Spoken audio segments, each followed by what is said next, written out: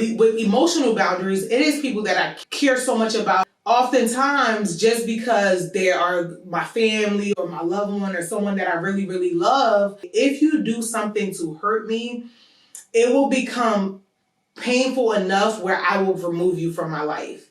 And that's why I had to really, I decided to really cover that and talk about that even in my therapy sessions, because it's not always what they did, is how it made you feel.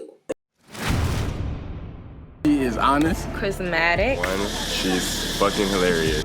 She is funny. She's always down for everything. Like, so loyal. And a teaspoon of ranch. She gonna tell you the truth. And it might hurt, but she gonna tell you anyway. Ask Kadi, the voice of reason.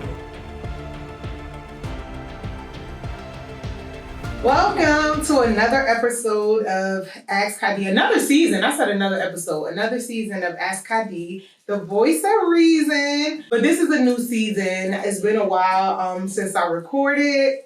As you guys can see, we're in a new studio, and this is actually my home studio, which I am so excited about. In the past, I've had multiple people come in and help me with my podcast. I was able to record at certain studios and get so much help with editing.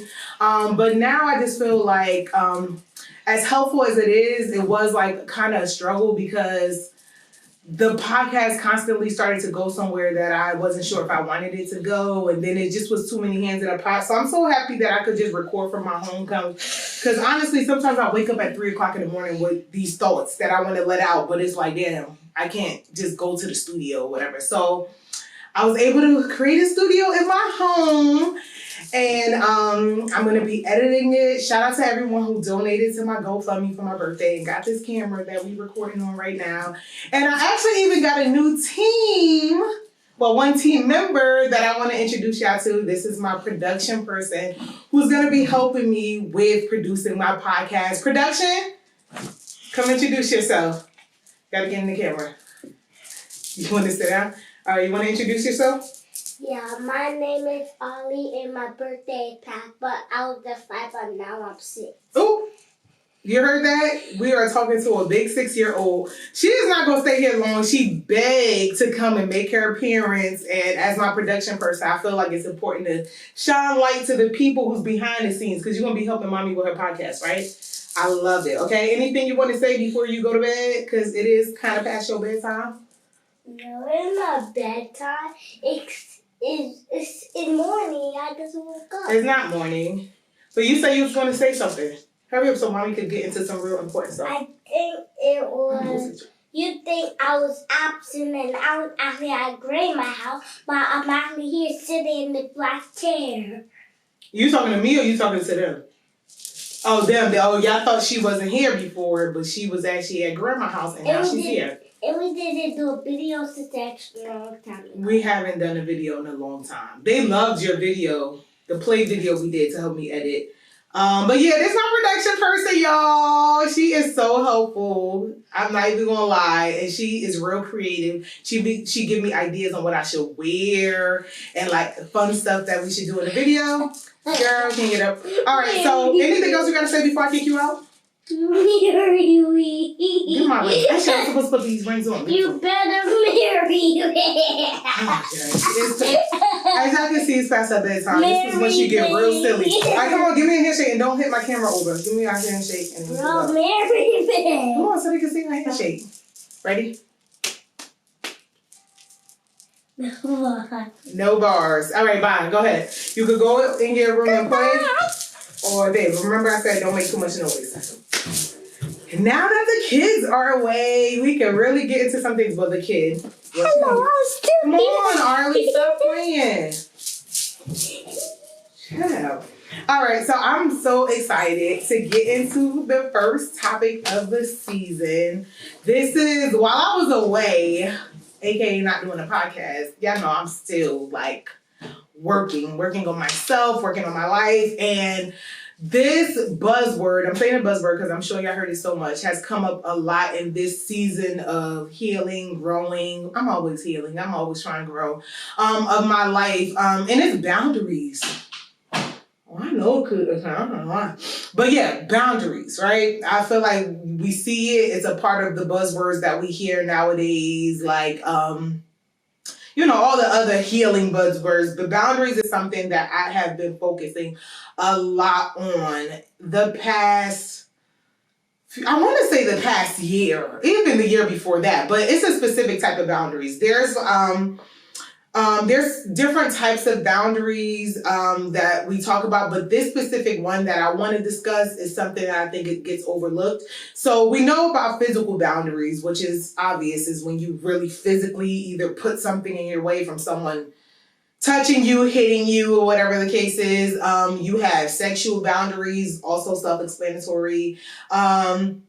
You have professional boundaries, which is very important in the workplace. Things that you set in place to make sure that, you set a boundary with your boss, set a boundary with your coworkers. A popular thing is like not letting coworkers follow you unless you see them break the rules. I see that a lot. I do that. So the one that I want to discuss today is emotional boundaries.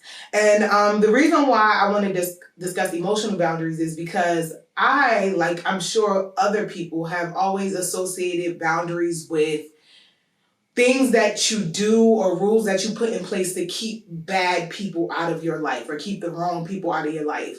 But I realize boundaries, one, is not you trying to keep people away. It's honestly a way of keeping people in your life and keeping people in your life in a healthy way or whatever, or in a respectful way, in a way that's comfortable for you.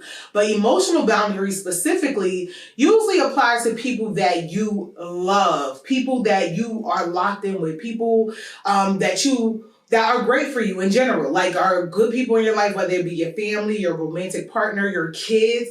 And the reason why emotional boundaries usually apply to them is, for myself, I don't get real emotional with anybody unless I love you and we really locked in, right? So it was this comment I used to get a lot growing up. I actually even get it now. I hate when my background come off. Hold on, y'all.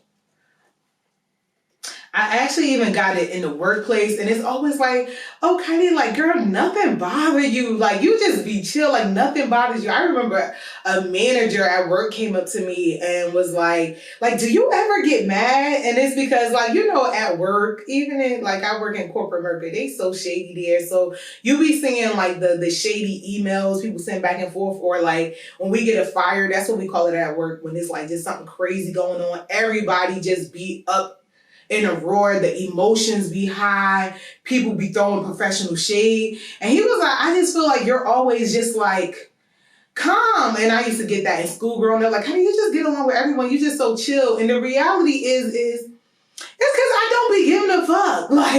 It's really because I don't be giving a fuck. I don't be emotionally tied to things that are not, who I don't consider a priority in my life. I love my job. I love the money I get paid. I love people. I love meeting people. But it's I also know how to set a boundary with people that I really don't feel affect my day to day, right? So when people be at work, girl, you don't even be stressed. It's child, I am here to work and get paid and go home to my life. The things that really matter, the things that are going to matter if I drop dead today, right? So it's me being a passionate person, I have to be very selective on how and what I allow my energy to consume, right? And I always thought this was weird, where people who had anger issues, I got anger issues, and they just get angry at the craziest things, if a pin drop or anybody that just meet off the street.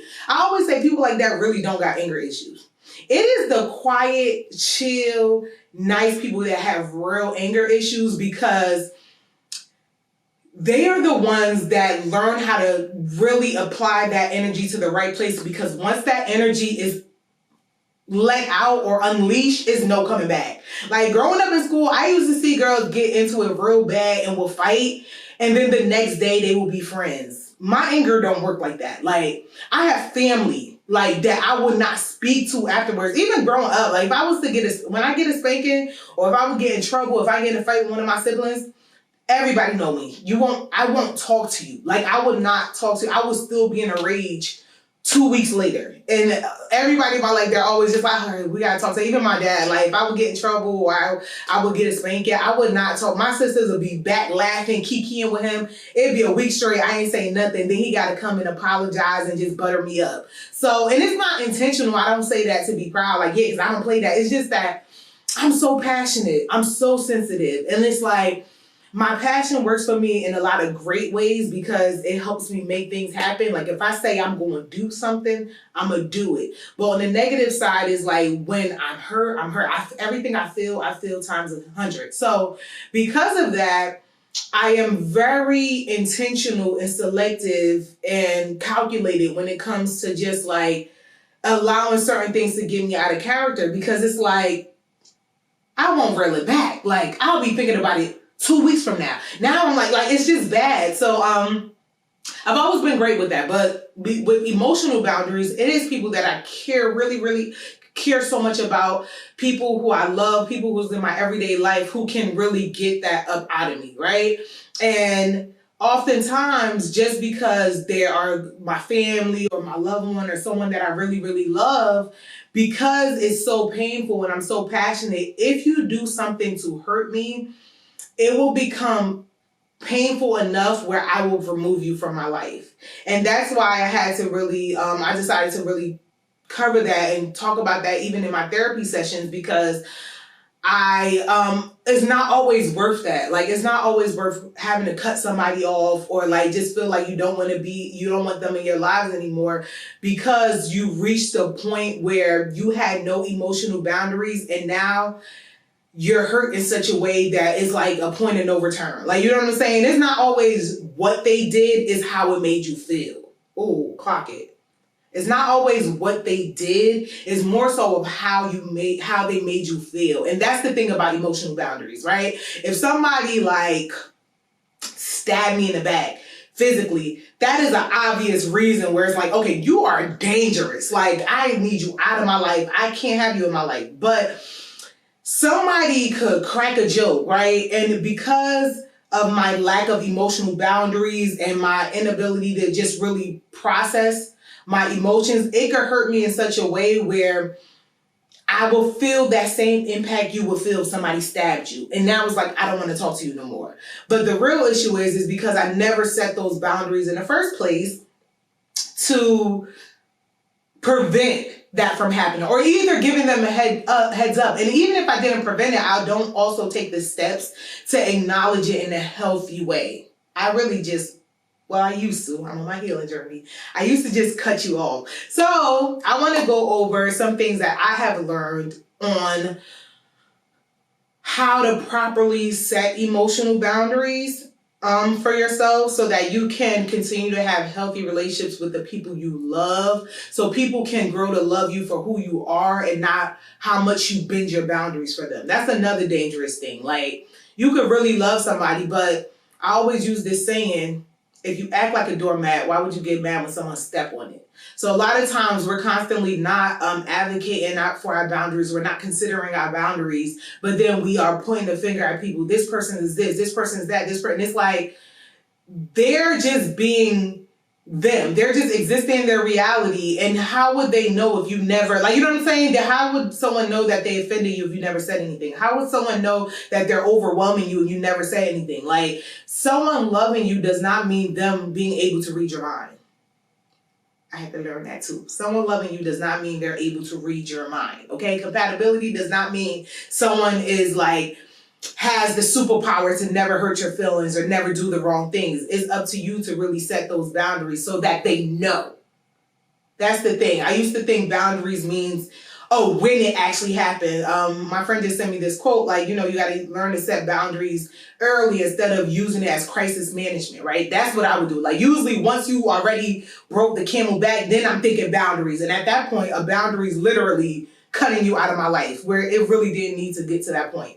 So let's get right into it, because, I got my co-hosts who also are going to be sharing some stories and stuff like that. The first step first of all, I wanted to define what emotional boundaries is, the actual definition. Emotional boundaries pertain to your ability to separate your emotions and responsibilities from others. They involve recognizing and respecting your feelings and the feelings of others without taking on their emotional burdens. Woo!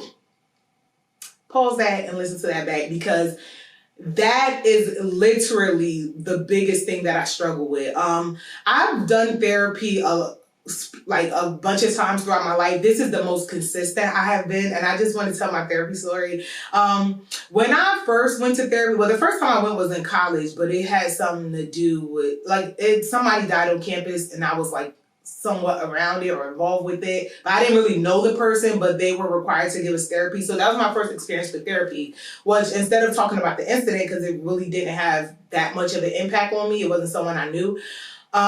We just ended up talking about just my life or whatever. And it was cool, but I only did that 2 or 3 times. Then after I had Arlie, I had to go to therapy because my anxiety was through the roof, like real bad. Like parental anxiety, separation anxiety. I was going through it, right? And not I always used to throw the word anxiety around, but I'm talking about the real life anxiety. I'm talking about it's a Tuesday afternoon, sunny, beautiful day. Nothing bad happened. I'm sitting at home having heart palpitations. And I felt like it was because just me in general, being a person that struggled with control, just wanted to be in control of everything.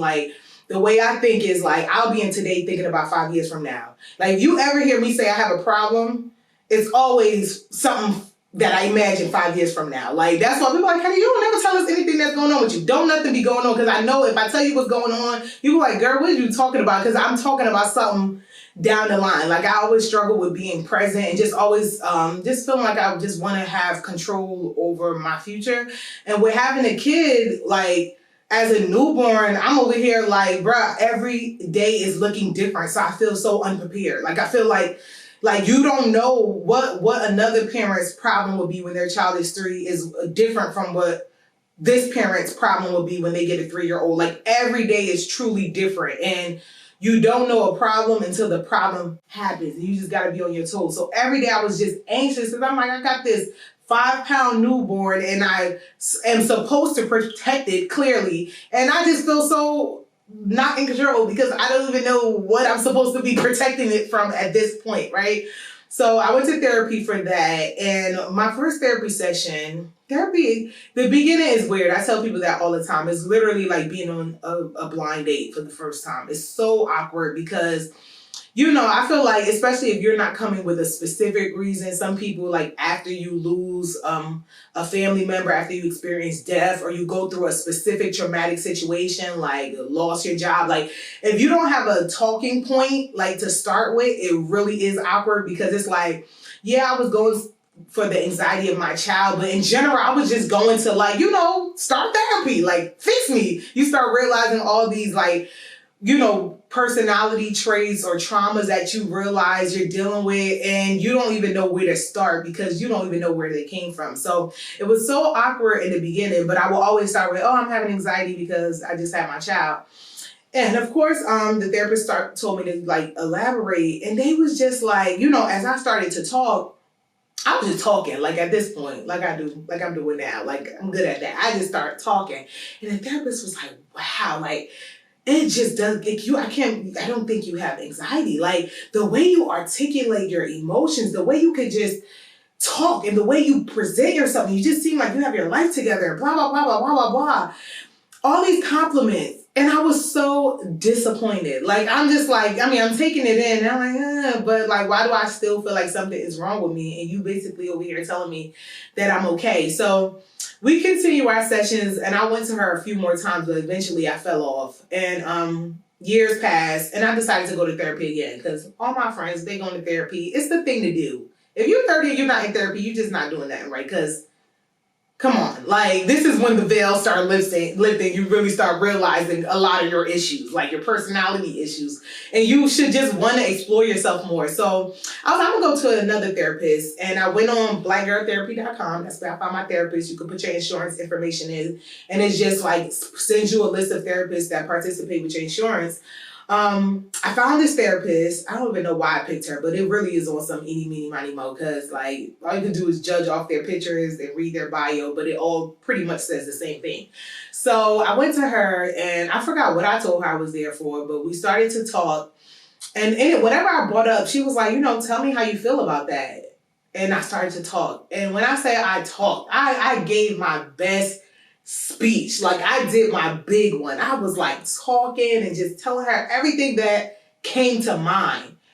And she was listening. She was taking notes. And then after I was done, she was like, okay, you just told me what you think. You just told me a bunch of stuff about what you think. And it sounds so good. But how do you feel? So I was sitting there like, first of all, it threw me off and it turned me off. Because you ever been like venting to somebody, even if you like venting to a friend, and then their response make you feel like, was they even listening? Or do they even really care what I just said? And it just turns you off. Now you just don't even want to talk more, or you don't want to tell them anymore. That's how it felt. Because I'm like, lady, I just went in for a good 5 minutes and you telling me I told you what I think, but I didn't tell you how I feel. So it frustrated me, but I just felt so unsuccessful in that therapy session, and I stopped going to her, right? But then one day I was on YouTube or TikTok or something like that, and I randomly came across a video that was talking about people who intellectualize their feelings.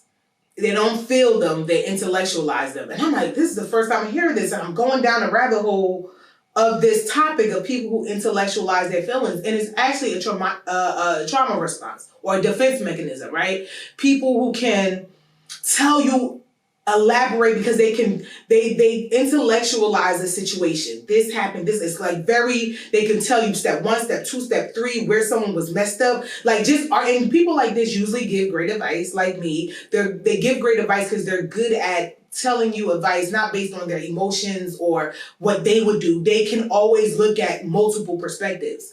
But at the same time, they don't feel their emotions, right? They think their emotions, they don't feel it. So I realized that is what I struggle with. And people like that, they were saying like it's hard for them to find therapists because like, I'm telling you, the first therapist I told you about that was complimenting me. I swear she wanted to hire me after the call. Like, girl, we looking for psychologists. Do you want to get on? And it was just like, we usually struggle with people giving us advice because even like with my friends, if I like did something that was in the wrong, at the time, clearly I didn't think I was wrong. But when I go to them for their perspective, because I intellectualize my emotions and I can articulate it so well.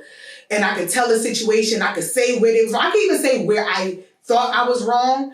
And they just like, well, yeah, Kadi, you're right. Like, they just like, you got me convinced, right? And it's not that I'm being a fraud or I'm lying. It's just that it sounds good, but it doesn't acknowledge how the moment made me feel. So I'll give you an example of somebody who processes their emotions normally and somebody who intellectualizes it. I'm going to just think of an example off the top of my head. Let's say you plan a birthday dinner, right? I think I just saw a TikTok about that. You plan a birthday dinner, you invite all your friends, you pay for your most expensive dress, you did your big one, right? You invited all your friends, you wanted them to come, you show up to your birthday dinner, no one is there, right? A person who knows how to normally process their emotions instantly will go into a state of sadness, abandonment. Like they will, even if they don't say this is how I feel, that is what their actions are representative of. They're processing, wow, none of my friends show up. I feel embarrassed. I feel sad. I feel this. Like they are processing the situation in that way. Someone who intellectualizes their emotions is like, I get there, no one's there. Fun. See, this is why I should have just never even had a birthday dinner. Like, I knew I shouldn't have had a birthday dinner. And like, this person, I came to their birthday dinner, they didn't come to mine. So you know what? Next year, I'm never having birthday dinners anymore. I'm just going to do this. I start thinking my way through the situation, thinking about how I could avoid it, how I could have avoided, thinking about how people did me wrong, thinking about why it was wrong for them to do this and right for them to do this or right for me and wrong. Like just intellectualizing, because when you are intellectualizing, clearly you're using your brain. Everything with the brain is black and white, right or wrong. Emotions are gray, right? So I never get to a point where I process, geez, I'm fucking sad. Like, I'm so sad. I'm really standing here on my birthday and ain't nobody come to my birthday dinner. I am sad. I don't process that. I don't feel that. I always tell people when they be like, Kadi, you don't never say how you feel. Girl, I don't feel. I know it sounds crazy because I do feel, but I don't allow myself to feel. I don't, it's not an instinct for me. So if I ever am sad, and I'm never sad and just not telling people, like, I'm sad, but I'm going to cover it up. It's just like, I don't allow myself to even get sad, right? I either get angry by intellectualizing, and the anger isn't even because I'm sad, it's because I found a way to think who's right and who's wrong. And now I'm like just thinking about the right and wrong and not what it did to me, what it triggered in me, what it brought up in me, and all that other stuff. So this is what I've learned. And speaking about my therapist, once I realized that I was that type of person, I was like, now I see what this lady was doing. Like, I really felt like I failed the SATs after going to her session because I felt like I was giving her a wrong answer. Every time she said, yeah, you're telling me what you're thinking, but what do you feel? I'm like, I felt like stupid. I'm like, girl, am I not saying the right things? Like, but I realized that's what she was trying to get me to do. So I went back to her, and now me and my therapist is locked in. That is my girl. Like, but she really just taught me, like, in every session, and not even just in her sessions, afterwards, I really have to stop and think, how do I feel? Like, shout out to my girl, the closest friend I got, my friend Nisa. She's a Cancer. And if you have Cancers in your life, you know they are the queen and kings of emotions. It could be a lot sometimes. Sometimes I tell her, girl, you Cancerian, it's too much for me because I'm a Sag. And on top of my own issues of intellectualizing my emotions, Sagittarius, we really just aren't emotional in that way. Like, but I will always go to her when I'm like going through something, and I really would ask, like, how am I feeling? I'm a little confused right now. Like, this just happened and I don't know how I feel. And she would be able to break down, like, the emotional part. And I'm like, yes, yeah. Like she would give me the language and the whole thing of like what is going on with my emotions, because I genuinely would not know like how to process it. So now it is a process. Like, before I react to anything, I'm always stopping, like, okay, how do I feel? Forget who's right, who's wrong, where they have me messed up. How did that make me feel? Did it trigger rejection? Did it trigger embarrassment? Did it trigger shame, sadness, all those stuff? And allowing myself to sit in that emotion before I even get to the point of reacting or making a decision or setting a boundary. So now that I said that, let's go into what I've learned is the steps that you need to take to set healthy emotional boundaries, right?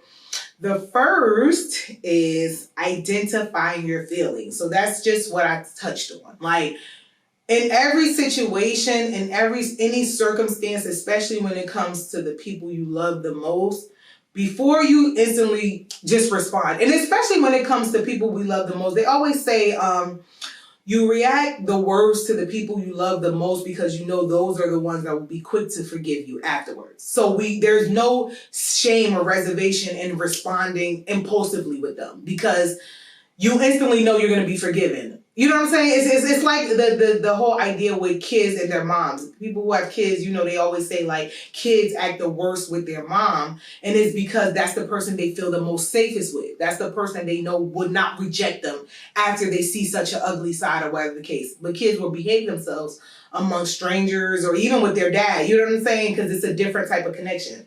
So because of that, that can often cause things to go real left. Like, just because someone loves you and probably, even if though they love you or they can understand why you act that way, like, oh, they always act like this, or this is how they lash out, or this, it doesn't lessen the impact. So every time someone does something to you, regardless if it's someone you love that chips away at you at a negative way, it's only a matter of time before snip, snip. Whether you snip them intentionally or it gets so bad to the point you literally cannot be around them no more. Like, you know what I'm saying? Love can be unconditional, but love does not mean staying with someone. People can get to a point like, I love you from a distance, right? And that's because you become a danger for them, or you become like physically, like emotional pain eventually becomes physical, where it's just like, I can't bear to constantly deal with this person. So I just gotta eliminate the person regardless of all our good times or regardless of our relationship or how much I love them. So because of that, you have to really take the time and identify your feelings first so you're not lashing out on people the wrong way, right? Like for me, every emotion resulted into anger reaction for me, right? Anger or avoidant. So if something made me sad, I become angry or avoidant. If something made me embarrassed, I become angry or avoidant. Like, and not even become, I do actions that display that, right? So I'm ashamed, I'm going to get away from everybody. I'm angry, I'm sad, I'm going to get away from everyone. I feel rejected, I'm going to get away from you, right? So for people, how I've learned in my own experience, that used to be so harmful to the people they love. Because, you know, a lot of people have rejection issues too. So it's like, for me, I'm doing it not to cause harm to you, is because I'm not processing my emotions. I'm not identifying those emotions. All I know is danger, danger, danger. So I need to get away. But I'm not acknowledging that that is also impacting you in a negative way or whatever. So always identifying your emotions. And it sounds easy. It sounds easy, but it's really hard, because a lot of the times things that happen, what it triggers in you probably could come off unrelated to what happened, right? So it's like someone could text like, "Hey, I'm having a party. You could come if you want," right? They said you could come if you want, right? But that could trigger a feeling of rejection for me, because of something that happened to me as a child. And that's what I want to touch on. When we talk about trauma, everyone has trauma. Everyone. I don't care how well you grew up. I don't care how much your parents loved you. Everybody grew up with good parents that loved them, had a roof over your head. You grew up with trauma. And the reason why everyone grows up with trauma is because as a kid, you don't have the ability to what's the word? You don't have the ability to rationalize your environment, right? You only know how to feel them. The only way you're able to rationalize stuff is with wisdom, and you get wisdom from experience. So if you're 2 or 3 years old, you don't have much experience. And then your world is being cultivated by adults that do. So things can happen that could trigger an emotion in you because you don't have the mental capacity to really process what happened. So for example, let's say one time you were 5 years old, right? And you and all your cousins was playing in the living room, and everyone kept saying, "Big head, big head, big head," and then all your cousins was laughing at you, right? That can be a traumatic moment for someone. Because depending on that child, yes, you already come out with a certain personality and a certain, every kid has their own personality or mannerisms. That's where you guys, some kids are reserved, some kids are outgoing, some kids are risky. You see that people who have kids, you see that as early as one, what type of temperament your child have, right? But if you have a kid that is, let's say, more shy, a moment where a bunch of people is laughing at them, calling them big head, could trigger an emotion that is similar to fear for them. Like, and when, as a kid, every emotion is based on survival, right? Survival isn't like, humans, we're set up to survive. That's how we're wired. And no, survival doesn't always mean like, oh, you're gonna die, but your brain, that's how your brain signals stuff, right? Like if you touch something hot and you jump back, it's because your brain sent a signal to your body that you're about to die. Like that's how we respond to stuff. So in a moment where a kid is seeing a bunch of people calling them big head and laughing at them, they're embarrassed. It triggers their survival mode, right? And then something happens in them that makes them create a defense mechanism to avoid that from happening again, or to trigger their brain when it's happening so that they can retreat, right? So then fast forward to that 5-year-old who went through that traumatic situation of people laughing at them, calling them big head, silly little joke, right? That probably was just harmless. People was just having fun, but they didn't have the wisdom to really process and rationalize what was going on, right? So now you're going to be a 30-year-old person, right? And you walk in the room and everybody is laughing like, "Oh, look, girl, you're on Mac." And everyone start laughing. That same survival trigger that came about at 5 to protect you is going to continue to come up at every part of your life. But then now you're 30 and you haven't even made the connection that is why you are the way you are. So for a lot of people, you'll say like, "Oh, I'm shy, I'm this." Like we attribute a lot of our defense mechanisms to our personality, and it's not our personality. It's a defense mechanism from a traumatic situation. So keep that in mind. And that is, I say that to say really like with identifying your feelings, that's why it's not easy, because sometimes it won't make sense because you are at the age to rationalize it, but the impact was still there. I had a moment in therapy where I was like, oh, I already scheduled the therapy appointment, and child, they charge you if you cancel like $100. And I'm like, child, I ain't got nothing to talk about with this lady. Like, but I'm gonna just get on the call. And I get on the call, whatever, we started talking about something light that I didn't even think bothered me. And then she said the way I responded to the situation felt like I struggled with rejection. Like it felt like rejection. She's like, can you think of a time that you dealt with rejection? And I'm like, rejection? Like I don't remember no traumatic situation where I really dealt with rejection, right? I never really remember even caring about people rejecting me. But then I was like, I do have this memory that I've always had, but I never thought about it as like it's traumatic. It's just one of my younger kid memories from kindergarten where it was a bring a toy to school day or whatever like that. All the toys I had in my house were like kitchen sets and real big. So there was like, you can only bring one toy. So my mom had to, like, she came with my kitchen, a bunch of pots and pans. They was like, she can't have a bunch of stuff, just one toy. So she went back home and just came back with a teddy bear. So I had a boring toy. And this girl had like this unicorn toy that like you pulled it back and it fly. It was just the coolest thing ever. So her and a bunch of girls, this was pre-K. And I remember this for a fact because I know the building I was in. And that wasn't an actual elementary school, it was a pre-K school in the basement of the building. And she was letting all the other kids play with the toy or whatever. And at one point I remember they just put the toy on the floor and started playing with someone else's toy. So I'm like, oh, girl, this your time to shine because that's a cool ass toy. And I went over there and I was like, can I play with this toy? And I picked it up. That girl said, put my toy down. I don't remember how she said it, but the girl said, girl, no, you can't play with my toy.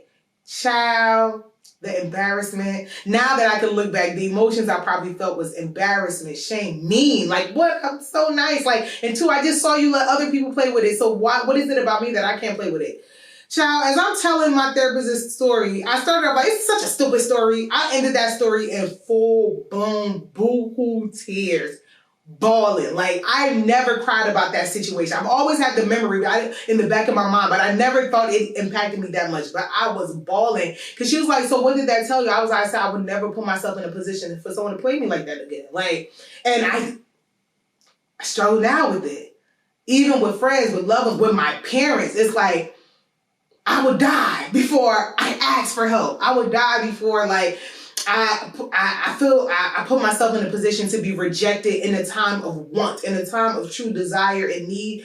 Putting myself in a place to be disappointed is literally like putting myself in the middle of a crossfire. It's so scary for me. So it wasn't until I had that story and realization that I realized, damn, it was so many moments and conflicts that I've had with people that it was my rejection wound that was triggering me. And that's why I was responding on some retreat, cut them off, because rejection is something that felt so dangerous to me. So moving on to the next step, the next one is understanding your needs. It is so important to identify your needs, be clear, be direct, right? And for a lot of times, I've never done that, right? Because the assumption thing, especially when it comes to people that you love, you think that love equates to they supposed to read your mind, right? And I always had this thought process. I think that people think like me, right? And nobody thinks like you. Like, you don't even think like other people. So why would someone think like you? So I never articulated when I needed something before something would happen, right? So let's say I've had this happen where I'm having like a birthday party, and it's like the thought process of a birthday party when I'm inviting all my friends over is like, I just want you to be supportive. I'm big on support. I never realized that's something that I need because I needed it so much. I was always afraid to be disappointed in that aspect. So I always used to be like, oh, if you can make it, if you can help, like I would never try to set that expectation because I'll be scared to be let down. Oh, I know how painful it is for me to be let down in that way. But in a moment where someone does show up and they do something that's not supporting me, whoo,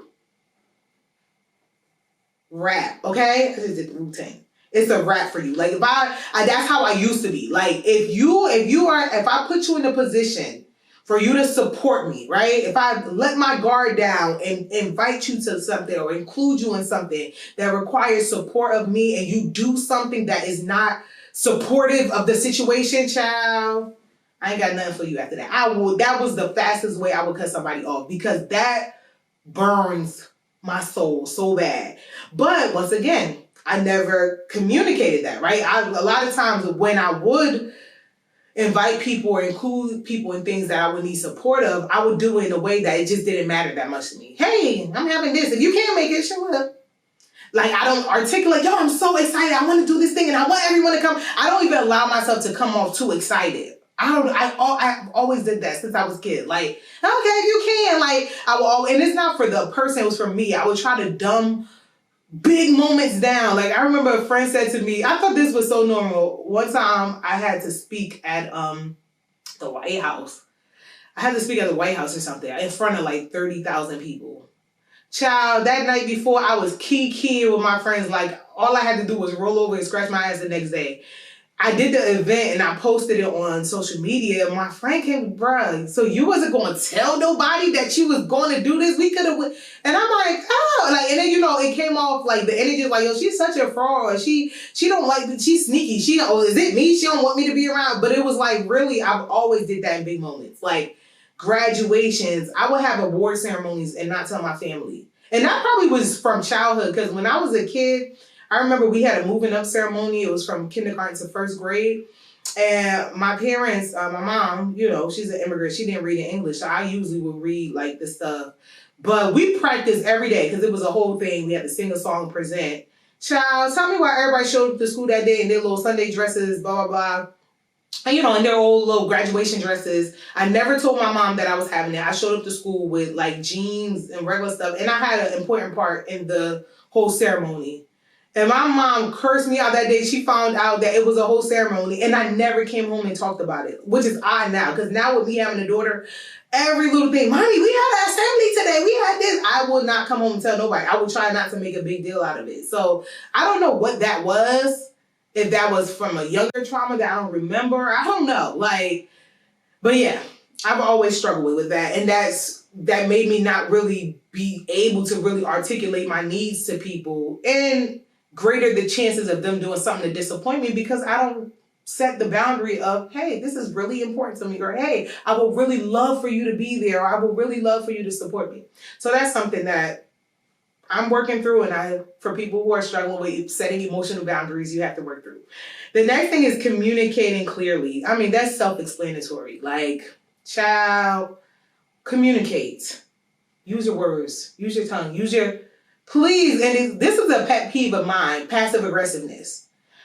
Always assume that people can read your mind, right? Always, that's how I move. I do that at work. I just had a presentation at work. I'm planning for a presentation at work, and I was telling this to my manager. I'm like, you know how they always tell you the professional way to basically shade people via email, as per my last email, things like that. I was like, I don't do that. Because I was like, I always assume if, let's say I get an email and the person sounds stupid, or they sound like they ignore me, or didn't understand what I said, and my initial thought process is, what the fuck is wrong with them? Writing as per my last emails makes me feel like they know that I just said, what the fuck is wrong with you? Or are you stupid? And why? Like, you know what I'm saying? Well, why? What does it do for me to give off that energy? So when it comes to passive aggressiveness, being angry and just coming around everyone and being silent and giving everyone like the silent treatment, or even if you're smiling, but please act like people can read your energy, because it can. If it's me, if the person's an empath like me, please don't ever think you're going to come around me and just passively aggressively do something. If something is wrong, speak up. If you need something, speak up. Speak up. Like, I can't do nothing for you if you're not communicating clearly. So that is something I urge for other people. That's something I even have to practice. Like, I communicate, but I feel like the clearly part is not. Like, if I will communicate the wrong thing, like where I need to be communicating my emotions, hey, that hurt my feelings, I would rather say, are you stupid? Why would you do, like, you know what I'm saying? So also that is communicating clearly. Say what you mean and mean what you say. Don't be hurt and then start insulting people or talking down on people. Like, really sit with yourself and decide, like, what is it that I need this person to understand about what they did in this moment? Set limits. Ooh, child. Set limits. Set limits, set limits, set limits. Not just for you, but for the person. I need to know how far, how, what. There's nobody, whether it be your siblings, your mom, nobody can, unless you're a twin, and even still, it's different life, different mind. Like, just, even if someone came out the womb with you at the same time as a twin, they still have their own perspective of life, right? So you can't just assume that people are going to know when they're doing too much. Like, you really got to act like they don't know, because they genuinely don't. Just like you will be put in situations where you would do stuff to people because you genuinely didn't know. Like, you didn't know that that's what they were struggling with. They didn't communicate that to you. And one thing I'm proud of, like, you know that meme that be like, oh, females always giving that other dude a chance, but they don't never get their friend a chance. One thing about me, y'all all getting cut off, okay? I don't give nobody chances. Once I'm scoring, I would cut a nigga off just as quick as I would cut a friend off. But I realize both are like, well, whoever it is that's not the right thing to do. A lot of the times when people take it too far with you is because you didn't set a limit. Now, once you set a limit, whether they decide to go far with you or not, it won't even get there, right? If I tell you, look, I don't play when people curse me out. Someone curse me out, it's a done because I already told you ahead of time. But it's like somebody constantly cursing out, someone constantly doing something that you don't like. You ain't saying nothing. You keep getting through. You letting them do it. Giving them the silent treatment and then talking to them again. You're not setting real limits. And one thing about people you love, your boundaries should never be compromised. Like, I think a lot of people, this is a pick me thing, that you fluctuate your boundaries based on the relationship. And that's not what boundaries are. Boundaries don't mean, oh, with an associate, I don't tolerate this, but with a friend, I tolerate this. Oh, I don't tolerate my parents to put their hands on me, but I let my man put his hands on me. Oh, I don't allow my man to curse me out, but I let my friends call me certain things and curse me. Like, that's not how boundaries work. Yes, relationships are about compromise. Your boundaries should never be one of them. Your boundaries, your wants, or going out your way to help someone, but your boundaries, something that is shall always be non-negotiable. And that's the thing. A lot of people become pick-me's using their boundaries. Like, and it's subconscious, it's not to talk down on people, but it's like, damn, you grew up in a life where you feel like you've always had to put yourself second to keep people in your life. Those people are not meant to be in your life. Like, one thing I loved about setting boundaries, once I learned them, it confirmed to me that the people in my life belong in my life. Because every time I got to a point of setting a boundary, it never compromised our relationship. I don't care, okay, I did it. I let you slide 100 times. Once I set that limit,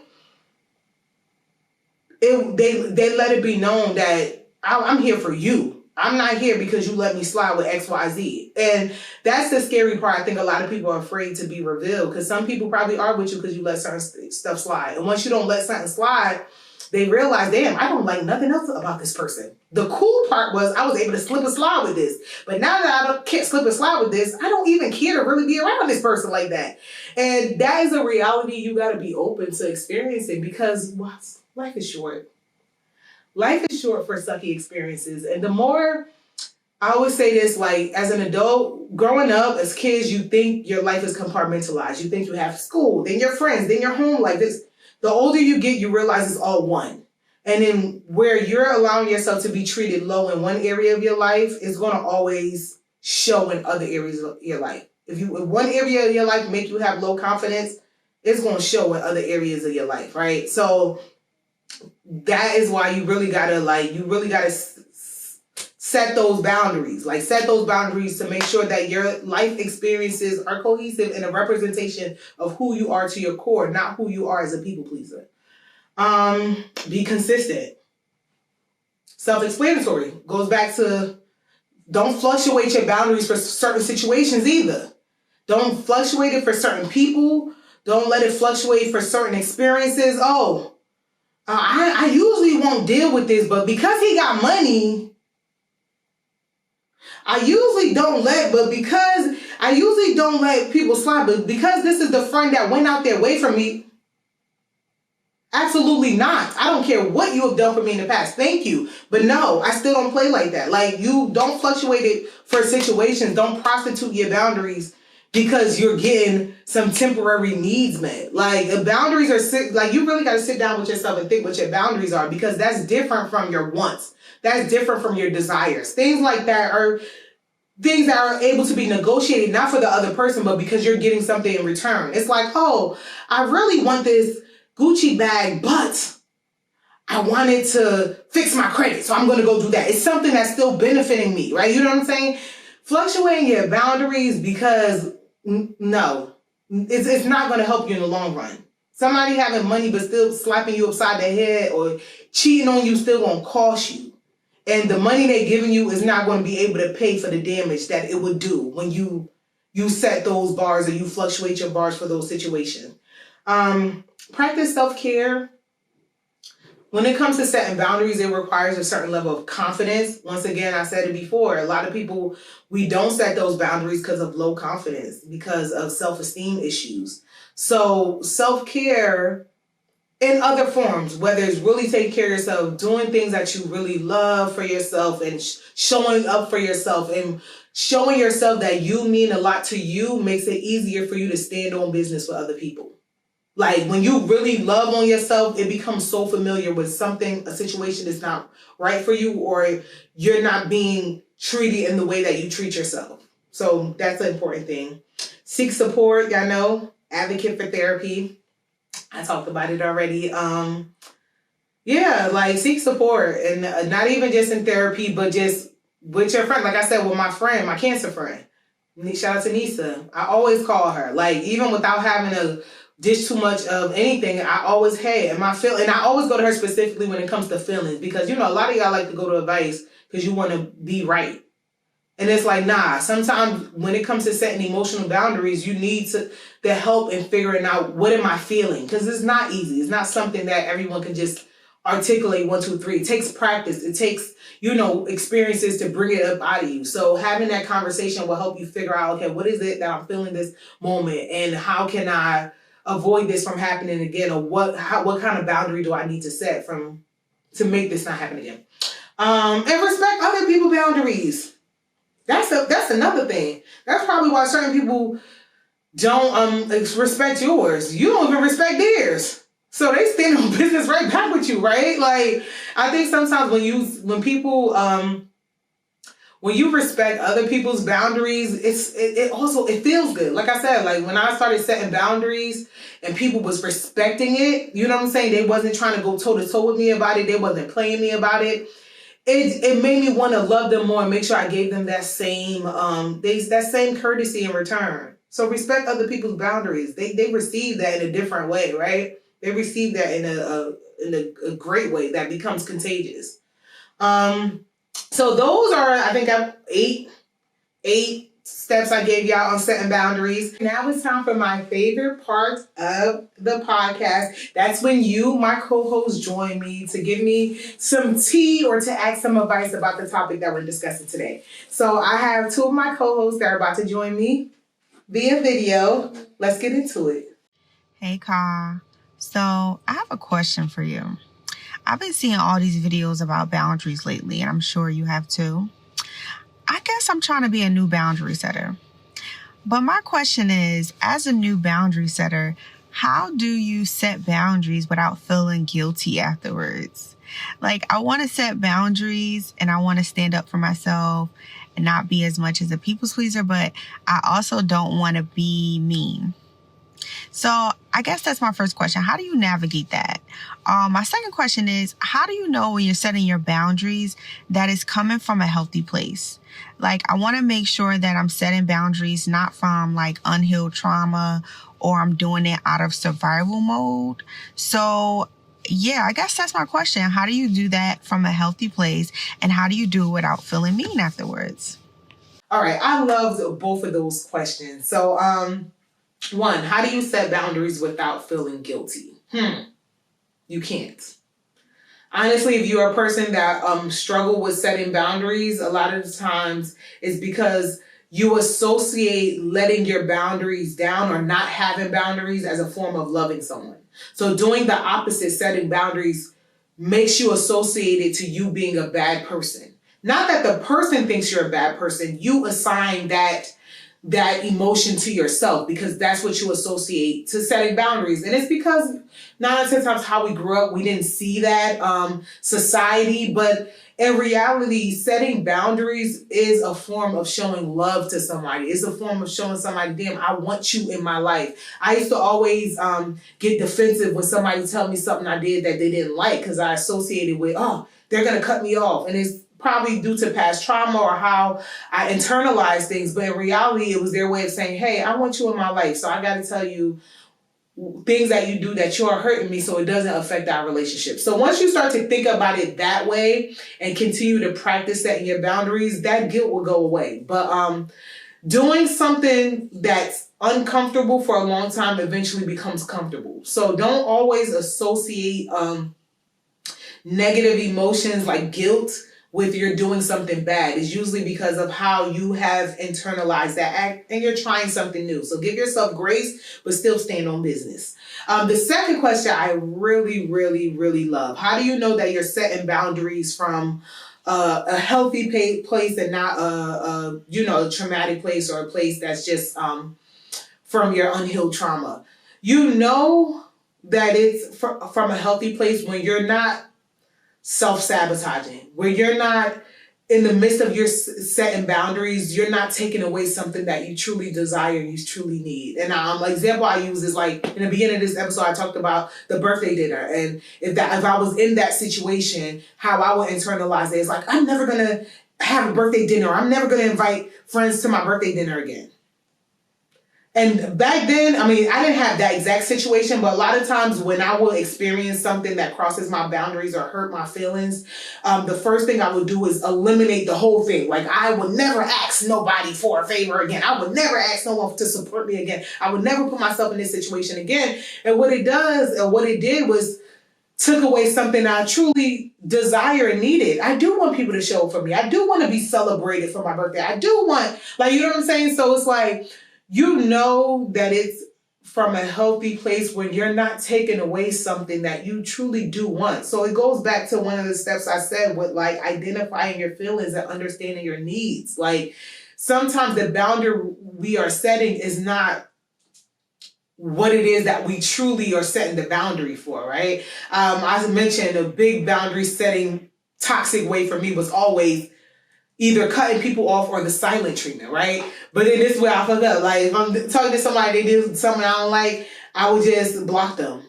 But then, let's say hours have passed or days have passed, and I'm like, dang, I really want to talk to them because this is the person, like I got good news and this is the person I like to share my good news with. Or this is the person that, you know, not in a codependent way, but it's because of how this person showed up for me. This is such a supporter in my life. And now because I set a boundary by giving them the silent treatment or blocking them, I'm robbing myself of the experience of getting the love and support that this person gives me. You know what I'm saying? Rather than just telling them, hey, you did this to hurt my feelings. Can we not do that again? Or letting them know, how an act that they made me feel. So boundaries are not supposed to rob you of anything. It's not supposed to rob you of the love that you deserve. It's not supposed to rob you of the experiences that you need to have or you desire to have. It's meant to make you feel safe and make you feel loved. So the boundary you're setting is not from a healthy place when you, not that you feel bad, because you might still feel bad after setting a boundary, but if you feel robbed,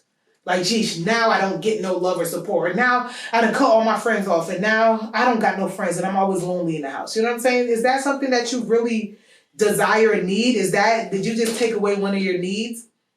So yeah, that's the way to think when it comes to, setting those boundaries. Boundaries are so important. And at my big age, I'm still learning to stand on my boundaries, but that's fine. We all growing. We'll always grow. Post-COVID, I had the biggest crush on this man. I mean, like, I told all my friends, this is the one. In a year, I'll be engaged. Then I'll be married. And then him and I will have 5 children. Like, I was literally like, this is the one. I was so thirsty. Like, now I look back, I'm like, girl, you... Anyway. So, I have a list of things that I really want my perfect person to have. I feel like we know, us ladies, I want him to be this and have that. And because I really, really like this man, and long story short, because I really, really like this man, I gave him so many passes on things that I told myself I wouldn't. I was so blind and so blinded by, I don't know why I really liked him. But because I really liked him, I let so many things slide. And it's never good to let things slide. Honestly, it's never good to let things slide. So long story short, ended up being a bad situation for me.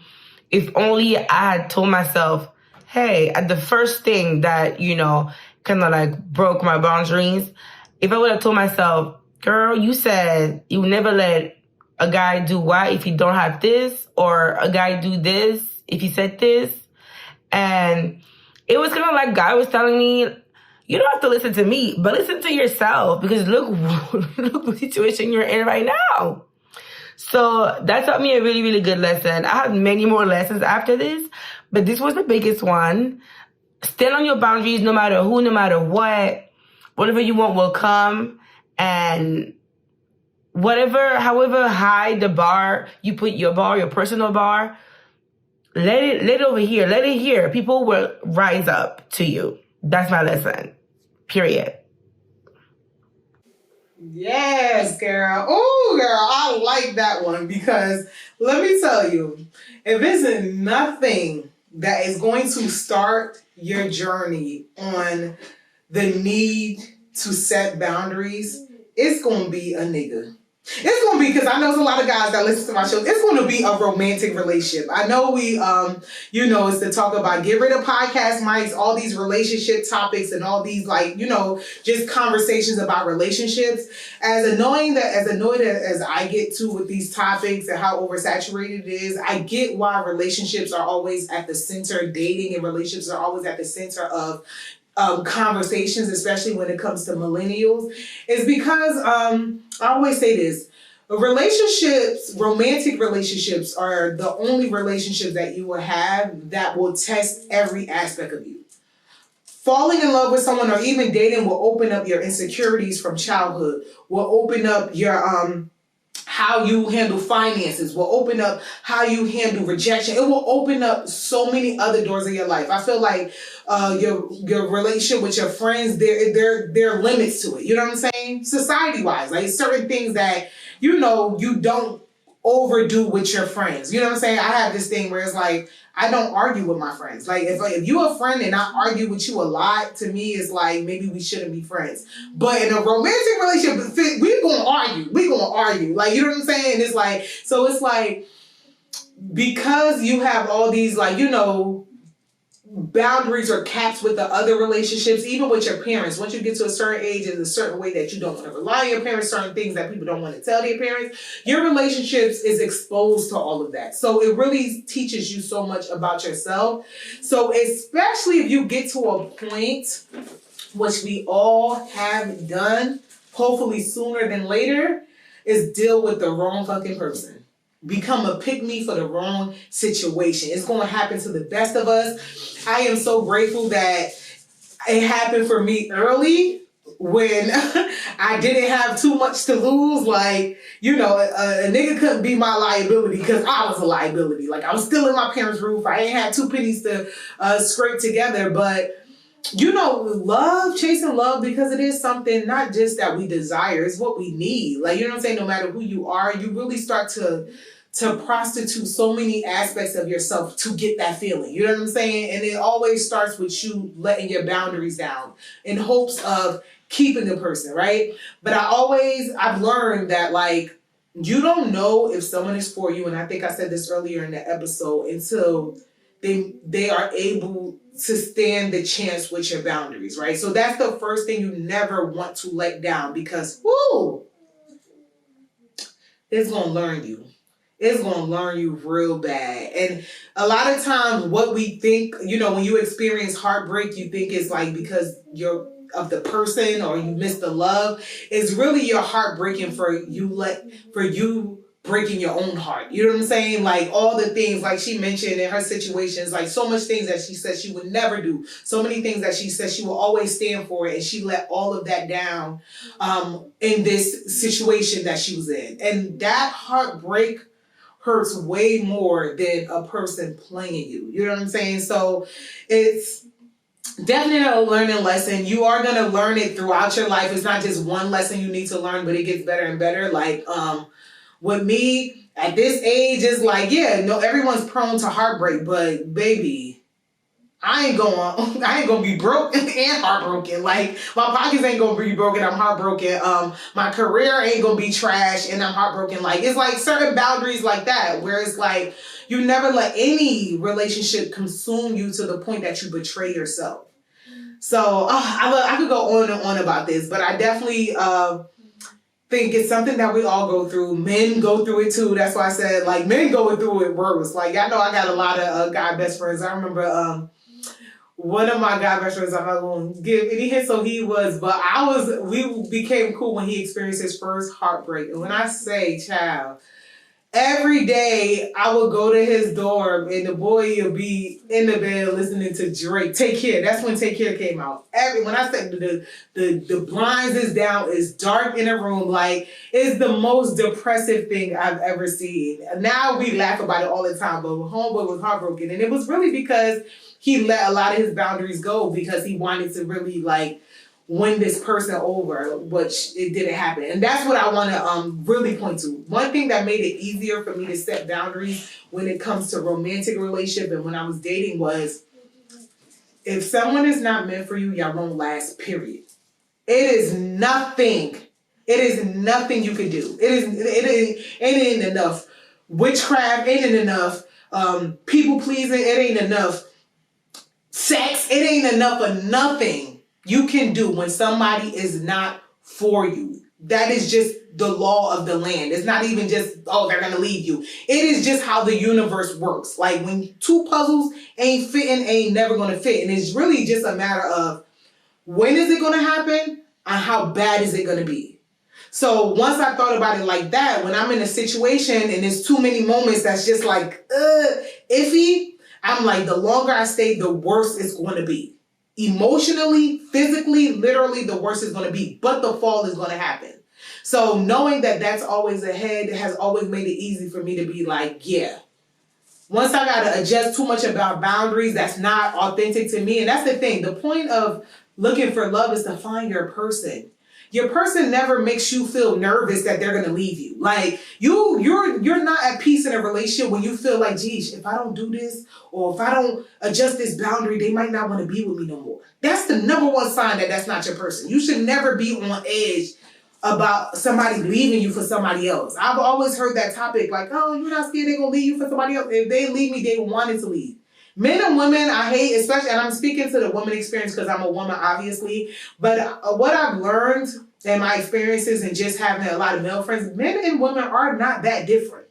I think women put this idea on men, and that's why these podcasts are always like, men are like this and women are like this. We are really alike. So think about yourself. Like, when you are with somebody you really want to be with, sometimes not even God himself can get you away from that person. So you mean to tell me you scared about somebody leaving you because you won't tell them no with something? Or you scared somebody gonna leave you because you won't stand up for yourself in a certain way?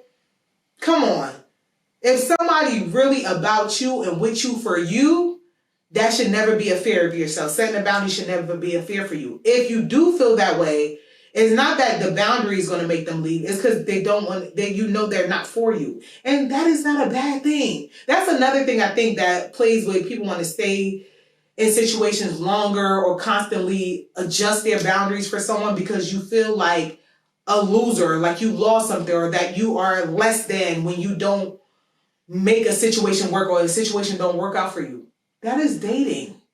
That's the point of what we're doing. We're trying to find our one. Unless you went to that polygamy where you want 2, 3, or 4, if you're trying to find that one, that is the mission you're on.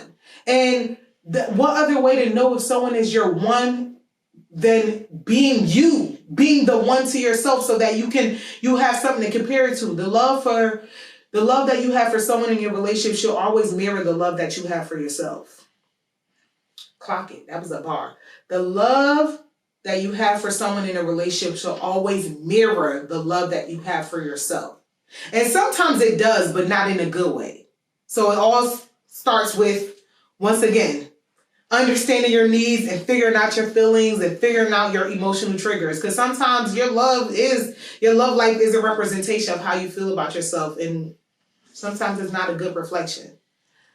So yes, I definitely appreciate you sharing your story and just talking about that because I feel like everyone has gone through that. We all go through it, and it's a constant learning process. Like you even when you set a boundary or you learn to set, every relationship is different. When you fall in love, the time you fall in love is different. I know children. If you have a kid with someone, is different versus with it's so much. And as you continue to date, as you continue to love, as you continue to deal with heartbreak, you start to learn more and more about yourself. Like, it's easy to be like, sit down and get to know yourself. And I know that's a big advice before with dating. People always say, like, take some time to yourself, which is valid. Take some time to yourself, but you're not going to know what you really working with and what you really need if you're not out in the field. Like, if you're not out in the field of love, getting your heart broke, getting your boundaries crossed, dealing with heartbreak, all I ask that you survive to tell the story because, child, the wrong nigga, the wrong man and the wrong female being with the wrong man or being with the wrong woman could literally take your soul. However, when you live to tell the story, it's such a beautiful thing because you're one step closer to getting to what you really want and the kind of love that you really want. So thank y'all so much. Hold on, thank y'all so much for hanging out with me. Shout out to y'all, my co-host. Shout out to my production that went and took a nap. If you have not already, please subscribe to my YouTube channel. Subscribe, download the podcast. You can find it on all major podcast platforms, Apple Podcasts, Spotify. And I'll see y'all in the next episode. And if you want to be featured or share some advice or topics or ask me for advice on any topic, you can definitely submit it on my website right here at the bottom. Bye guys. See y'all next time.